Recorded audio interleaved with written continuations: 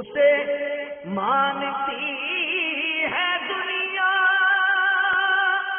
اسے ڈھونڈتی ہے منزل، اسے ڈھونڈتی ہے منزل، رہے عشق مصطفیٰ پہ جو غلام چل رہا ہے۔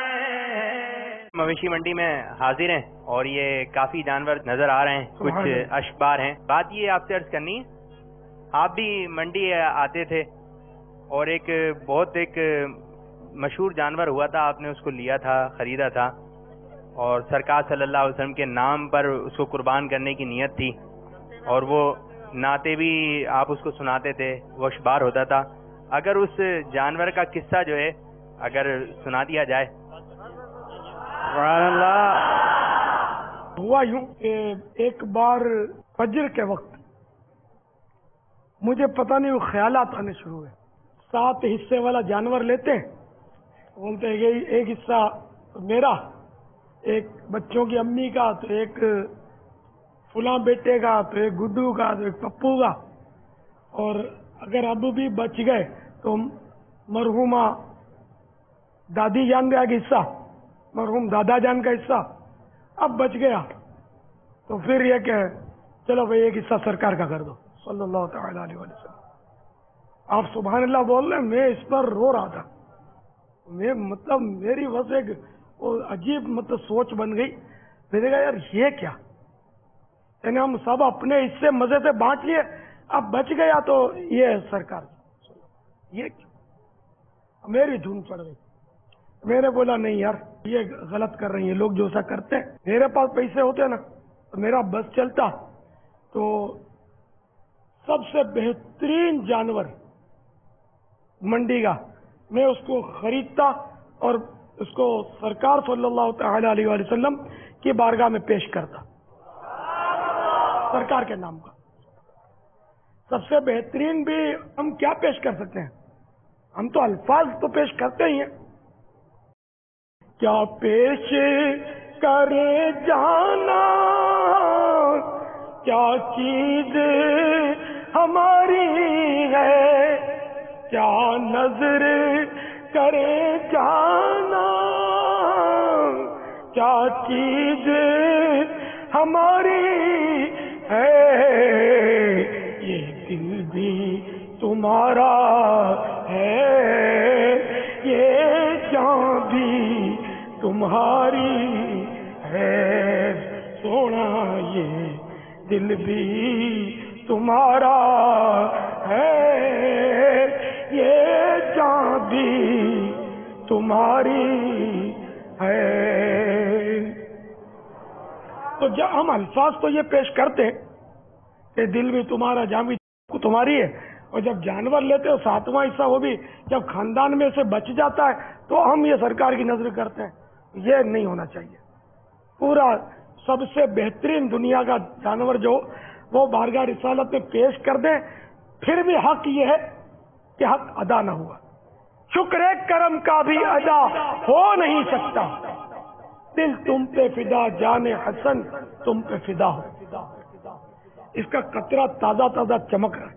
ان میں بھی بڑی کہانیاں ہوتی ہیں جانوروں کی بھی، ان کے اندر کے بھی اپنے اپنے احساسات ہوتے ہیں بعض جانوروں کے۔ تو بہرحال یہ کہ میرے وہ جذبات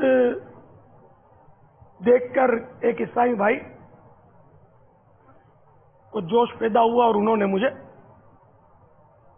میں نے سوال نہیں کیا تھا، مجھے رقم پیش کی، یہ آپ قبول کریں، لے لیں۔ ان دنوں کی باتیں بہت پرانی بات ہو گئی ہے، یہ کہہ سکتے ہیں دعوت اسلامی کے شروعات کا دور اس کو کہہ دیجئے۔ آپ کو تو یاد بھی نہیں ہوگا، آپ چھوٹے تھے جب، اچھا وہ یاد ہے آپ کو؟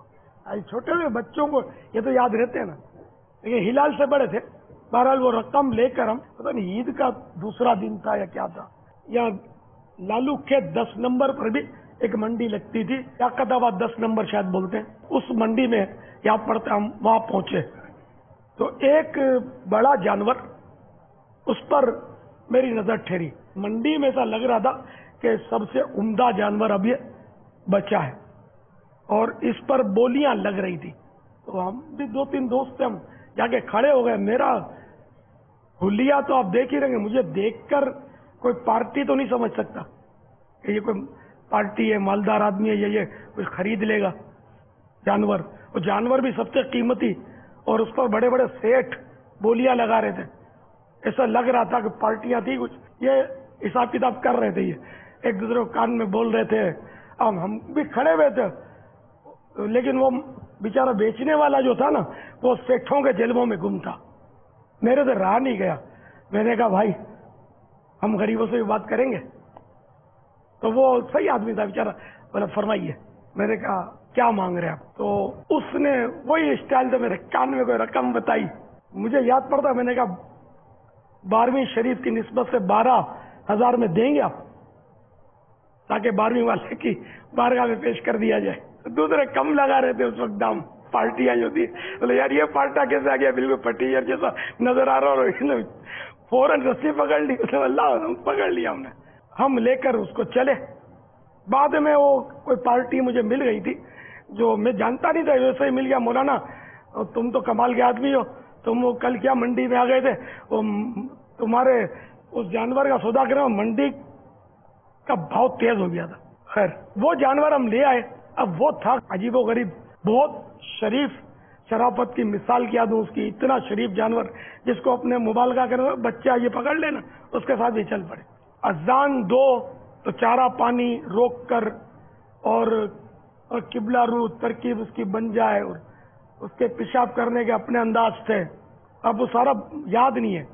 اور نعت شریف پڑھیں تو اس کی آنکھیں نم ہوں، آنسو بہیں، اس طرح کے اس کے انداز تھے.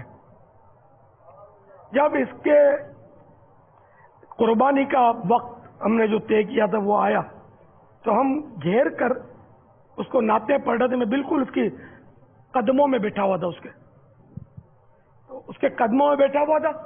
اور اگر وہ پاؤں نکالے زور سے تو میں کہاں جا کر پڑھوں.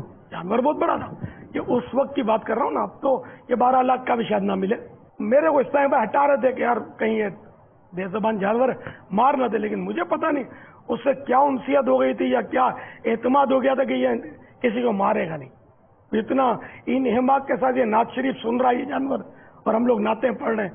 بڑا ذوق کا عالم تھا. اسی میں ایک اسلامی بھائی نے بتایا، اسی نعت خوانی کے دوران اسی جانور سے بھی تعلق ہے اس واقعے کا کہ اس کو سرکار صلی اللہ تعالی علیہ وآلہ وسلم کی زیارت ہوئی. اس جانور نے آخر وہ کب تک بیچارہ تھکتا تو ہے نا، وہ پاؤں نکالتے کرتے تو اس نے پاؤں نکالے.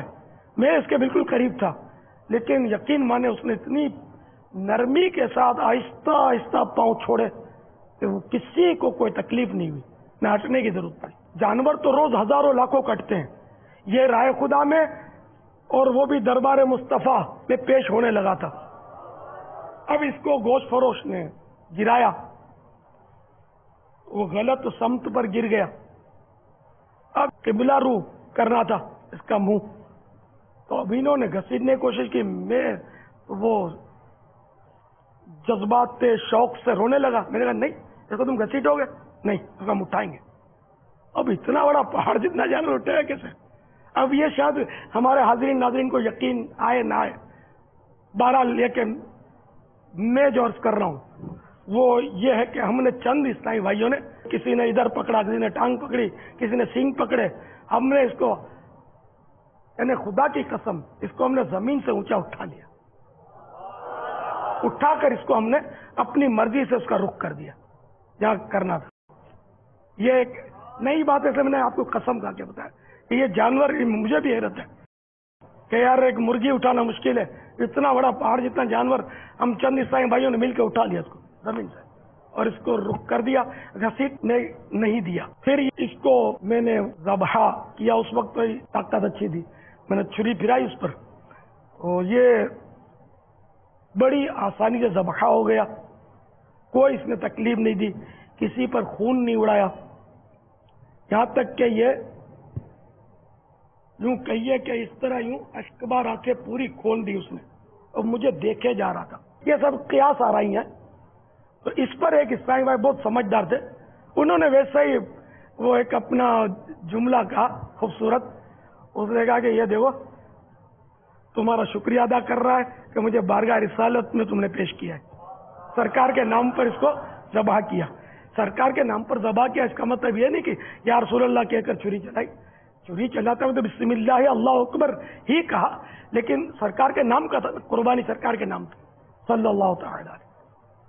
تو یہ اس انوکھے جانور کی قربانی کا جو تھوڑا بہت قصہ میں نے اپنے الفاظ میں تھا وہ پیش کیا. واللہ تعالی اعلم ورسولہ اعلم عز وجل وصلی اللہ تعالی علیہ وآلہ وسلم. اسے مانتی ہے دنیا، اسے ڈھونڈتی ہے منزل، اسے ڈھونڈتی ہے منزل، رہے عشق مصطفیٰ پہ